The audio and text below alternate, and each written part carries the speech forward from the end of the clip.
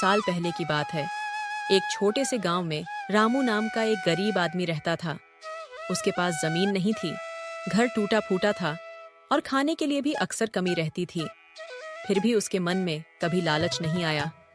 उसका दिल बहुत दयालु और साफ था। उसके परिवार में उसकी पत्नी सीता और एक छोटा बेटा मोहन था। सीता मेहनती थी, मगर गरीबी के कारण अक्सर चिंतित रहती थी। सुबह का दृश्य। एक दिन सुबह सुबह रामू अपनी कुल्हाड़ी उठाकर बोला, सीता, मैं लकड़ी काटने जंगल जा रहा हूँ। तुम अपना और मोहन का ख्याल रखना। ठीक है, मगर जल्दी लौट आना। रोज देर से आते हो और भूख से मोहन रोता है। रामू धीरे धीरे जंगल की ओर निकल पड़ा।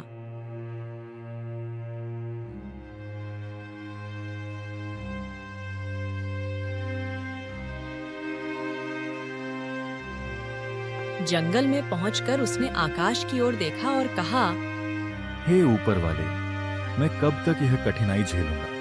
मेरी पत्नी और बच्चा भूखे सो जाते हैं। मुझ पर थोड़ी दया कर दो। इतना कहकर वह पेड़ काटने लगा। अचानक कुल्हाड़ी एक बड़े पेड़ पर लगी। पेड़ से आवाज आई, रामू, मुझे मत काटो। मैं कोई साधारण पेड़ नहीं हूँ, मैं एक जादुई पेड़ हूँ। हे पेड़ देवता, मुझे माफ कर दो। मैं तो सिर्फ अपने परिवार के लिए लकड़ी काट रहा था। पेड़ ने कहा, तुम्हारा दिल साफ है, लालच तुम में नहीं है।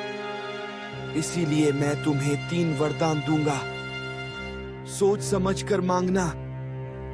रामू ने सोचा कि सबसे बड़ी समस्या भूख की है। हे पेड़ देवता, मैं चाहता हूँ कि मेरे घर में कभी अनाज की कमी ना हो। पेड़ हंसा और बोला, तथास्तु, अब तुम्हारे घर की कोठरी हमेशा भरी रहेगी। रामू खुशी से उछल पड़ा। रामू घर पहुंचा और सीता से बोला, सीता, आज से हमें भूख नहीं सताएगी। वह उसे कोठरी दिखाता है। कोठरी अनाज से भरी हुई थी, चावल, गेहूं, दाल, घी और भी बहुत कुछ। सीता और मोहन की आंखों में चमक आ गई। कुछ दिन बीते। अब परिवार भूखा नहीं रहता था, मगर गरीबी अब भी थी। पापा, भूख की समस्या तो गई, मगर हमारा अपना पक्का मकान बना रहता तो हमें गिले कपड़े सोना नहीं पड़ता।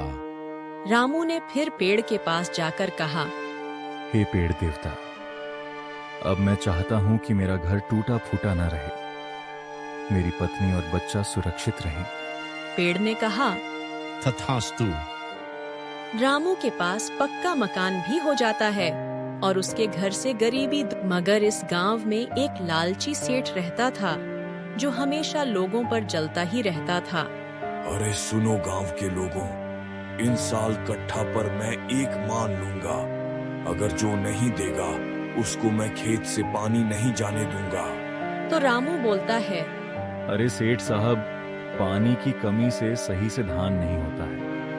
आप 1 मन ले लेंगे तो हम क्या कहेंगे और गांव वाले क्या खाएंगे? मैं उतना कुछ नहीं जानता। इन साल मुझे 1 मन चाहिए तो चाहिए, नहीं तो मैं अपना खेत से पानी नहीं जाने दूंगा। अब लोग पानी की कमी से चिंतित रहने लगे।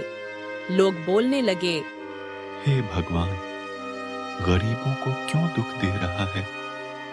पानी पड़ जाए भगवान। ये बात रामू ने सुन लिया और पेड़ की एक वरदान बाकी था। तो रामू ने सोचा कि क्यों नहीं पेड़ से पानी पड़ने का वरदान मांग लूं। लालची सेठ कहीं से आ रहा था। तभी रामू का घर देखकर बोला, अरे यार, ये रामू इतना जल्दी इतना बड़ा मकान कैसे बना लिया जो कल उसे खाने का ठिकाना नहीं रहता था। अब रामू पर लालची सेठ ध्यान रखने लगा। जहां भी रामू जाता है उसके पीछे लालजी सेठ आता था। रामू जंगल की ओर निकल पड़ा था वरदान पाने के लिए। तभी उसके पीछे पीछे लालची सेठ भी जा रहा था। आखिरकार रामू और लालची सेठ जादुई पेड़ पर पहुंच जाता है। रामू जाकर बोलता है, हे जादुई पेड़ देवता, गांव में बारिश की बहुत कमी हो रही है। आप कृपया करके गांव में बारिश कर दीजिए। पेड़ ने कहा, तथास्तु, इतना कहते ही गांव में बारिश हो गई। यह सब सारी बातें लालची सेठ ने सुन रहा था। फिर रामू जादुई पेड़ तरफ से घर की ओर चला आता है तो और लालची से पेड़ पर जाकर बोलता है,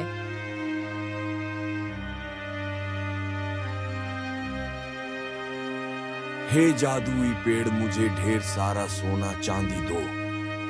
तो जादुई पेड़ कहता है, हे मनुष्य, तुम में लालच है। मैं तुम्हें शराब देता हूँ कि यह जंगल में बकरी बन के घूमोगे। फिर लालची सेठ तुरंत ही बकरी बन जाता है। इधर गांव में लोग पानी पड़ने की खुशी में डांस कर रहे थे।